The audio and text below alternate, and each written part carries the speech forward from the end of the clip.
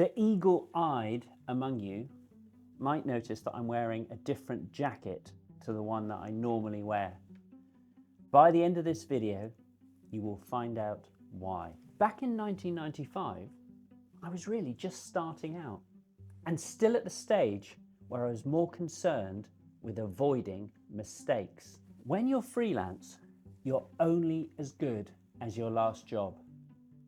Although it might feel like you're friends, most of the time, the relationship you have with the people who hand out the jobs, the gatekeepers, is transactional. Success has many fathers. Failure is an orphan. If you bring home the bacon, suddenly you make them look good with their editors. You're a hero. Everyone wants to shake your hand. But if things go wrong, you're on your own. And that is a lonely place to be. By the time Select asked me to travel to a garage in the suburbs of Oxford to photograph the band Radiohead, I'd established myself as a safe pair of hands at the magazine. One of my first commissions had been Ice-T in LA. It was just after the riots, and I'd managed to capture a decent set of pictures in a somewhat challenging situation. I was quite nervous. The disparate members of Radiohead didn't seem to slot together in a visually coherent and obvious way. And the low ceilings and lack of daylight of the location felt claustrophobic. I loved their single Creep, but didn't know much else about the band. Often, it's better not to be clued up. Ignorance can be bliss. It's nice to go into a situation and have an authentic human exchange. If you're too much of a fan, things can get a bit awkward. When shooting bands, there's a group dynamic created from all those weeks of touring, rehearsing, being together. And you as a photographer are on the outside. You're an interloper. You've come into their world. They close ranks. And if you're not careful, you can get almost bullied. But Radiohead were friendly, accommodating. It was a thoroughly pleasant affair. I started with Tom.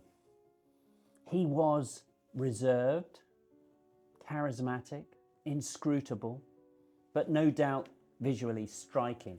It's good to start with the low-hanging fruit. I remember asking if he knew this nightclub in Exeter, because it's where I'm from, called Timepiece.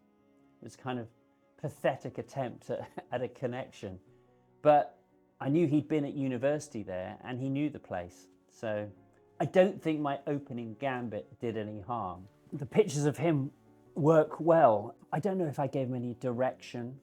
And then I went on and I photographed the others individually. It's a good way of getting a lot of material if you're commissioned to photograph a band. And then the pictures will actually have some currency if they go off and do their own thing, because they're all individuals in their own right. It might also psychologically be a way of dividing that kind of unit and actually relating to each person on a personal level and making a connection, sort of divide and conquer. The group shots were going to be more tricky. Hampered by the room size, I think they have a somewhat overcrowded feel.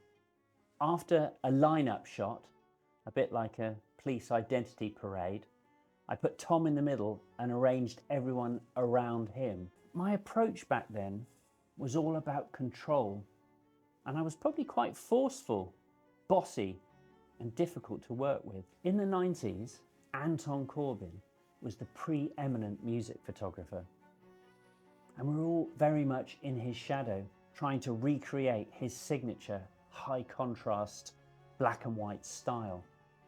It was done with litho printing. You'd develop a really good quality black and white fiber-based paper like Oriental Seagull, I don't know if you can still get it, in whacked out, exhausted litho developer. The colour I shot cross-processed. It was at a time when All this stuff had to be done in the camera or in the processing lab. It was before Photoshop, so any kind of visual affectation had to be done there and then. The camera was my usual Hasselblad, and the lighting was a ring flash and a tungsten redhead. No daylight. As I was packing up, Colin, the bassist, stayed for a bit and we talked. It was actually a bit disconcerting. Most of the time, you're a peripheral figure. You come into their world to help them promote whatever it is they're doing. And then, as my dad would say, my dad's American, you get the hell out. But then in this instance, he actually seemed interested in what I was doing. And I can remember it 30 years later. So the shoot runs, and then I get a call from the office. There's something from the record label. It's a signed CD from the band, a kind gesture, and not something that normally happens. I pop the CD into my player, it's the Benz, and I hear that there's absolutely nothing normal about this band. And I've been a fan ever since. When we meet at Holborn Studios 12 years later, so much has happened. I'm a married man. We have 3 children. I sort of feel differently about the world. I've got more confident, and my photography is progressing nicely. Radiohead, on the other hand, are now massive. In Rainbows, the LP that they're promoting goes on to sell 3 million copies, in spite of the novel decision to let fans pay whatever they want. It was a bold idea, and one that I adopted when I worked for the Sunday Times magazine.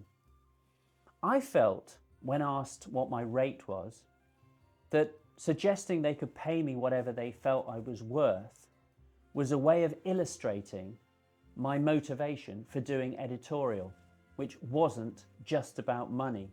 It was about adding to my body of work. At the beginning of my career, it was all about control. And as time has passed, I've learned to let go, to relax and be playful.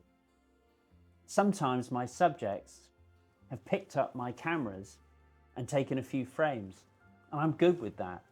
It often results in interesting pictures of me in action that sort of feel part of the documentation of the entirety of the shoot. This picture was taken by Jamie Oliver while we were working, and it's still a picture that I quite like. It's kind of spontaneous and it has a certain energy to it. I wanted to do something similar with Radiohead.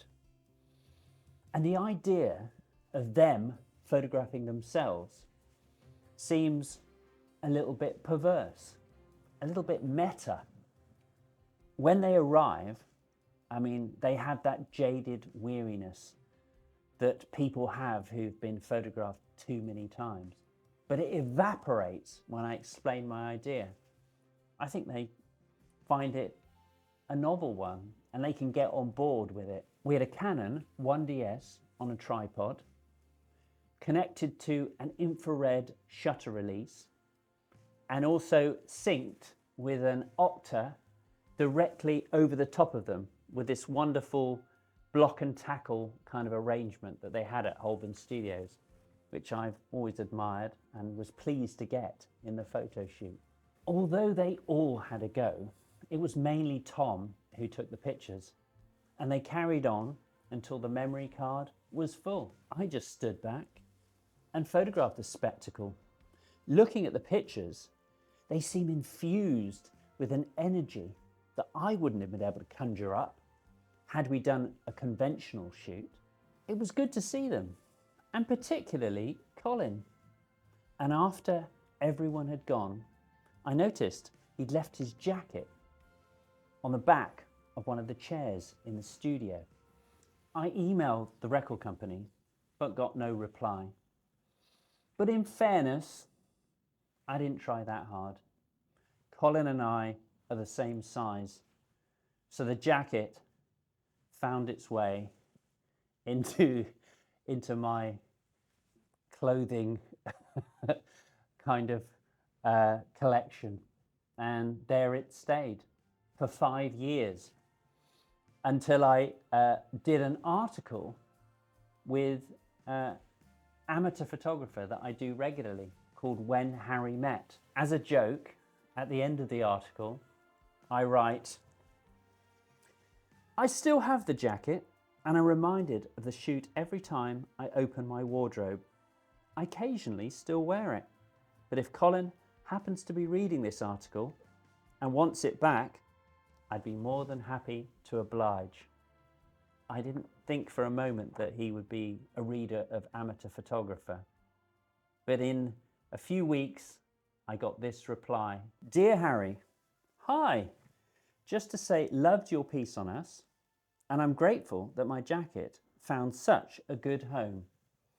My friend Jason Evans, who's also a brilliant photographer and worth checking out, gave it to me for shoots and stuff. It's a great RAF cadet bomber. Glad you like it. Keep in touch and would love a coffee sometime.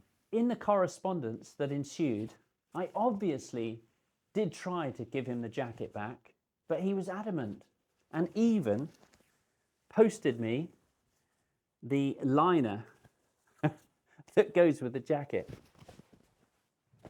What can you say? When I talk about what I do, you know, photographing people of note, the question I always get is, what are these people like? Are they really horrible? Who was really horrible? Who was really nice? And we'll leave the really horrible to another video. But in terms of who's nice, I'd like to nominate Colin Greenwood, bassist with Radiohead, decent photographer in his own right, and splendid human being. And if you're watching this, Colin, thank you again for the jacket.